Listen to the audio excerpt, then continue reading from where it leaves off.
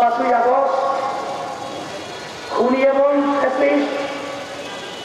ভূমি টাকা পাচারকারী হাসিনা বুঝতেও পারে নাই তার দেশ ছেড়ে পালাতে হবে।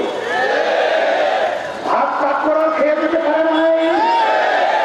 আমিও তাদেরকে স্মরণ করে দিতে চাই। হে জনতা, হে দুনিয়া, হে শাসকের সিংহ, বাংলাদেশের মানুষ, ইসলাম প্রেমী মানুষ এবং দেশপ্রেমিক মানুষ আজকে রাস্তায় সর্বত্র ঐক্যবদ্ধ করেছে।